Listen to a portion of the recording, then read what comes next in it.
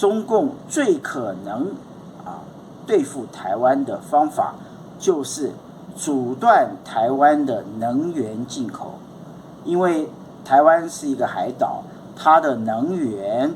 100%是从国外进口不管是这个天然气也好，或者是原油也好，或者是煤炭也好，公开的数据都显示天然气的存量大约只有7到10天。如果天然气运输船没有持续的进来的话，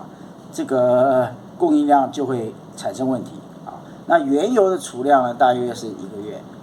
所以在能源不足的情况之下，那台湾就没有办法发电，没有办法发电也就没有水。请问各位，没有水没有电的日子，你能够过上几天？你有没有办法在这样的环境继续生存下去当然也有人会问说你要怎么样让这个能源进不了台湾？那很多人会说用封锁的方式不过我也要跟各位说明一下，其实这个封锁并不是用海军的军舰来封锁，因为中共的海军的军舰虽然数量非常多，火力也算强大，可是面对国军的暗制的反舰飞弹还有空军战机能够载的反舰飞弹，还有潜舰伏击的威胁，他们的军舰在台海周边是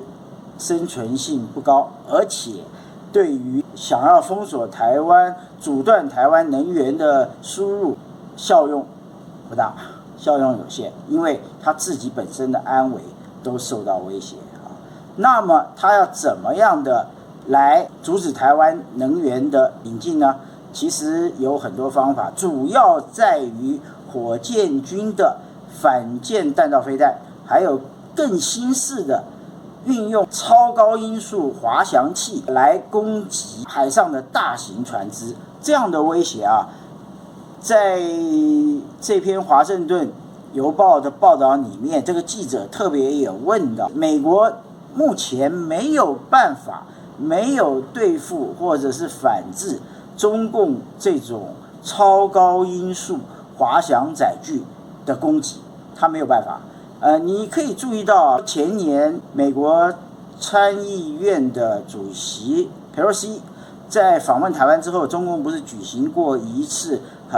围台的军事演习，而且还发射了飞弹吗？美国的航空母舰其实是往后退的，高价值的航空母舰非常惧怕反舰的弹道飞弹，还有更为惧怕这个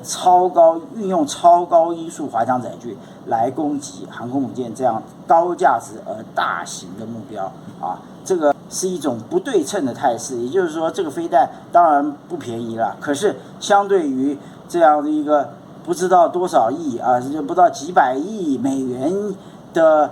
航空母舰，还有上面的数十架的舰载机，还有3、4千个人，你说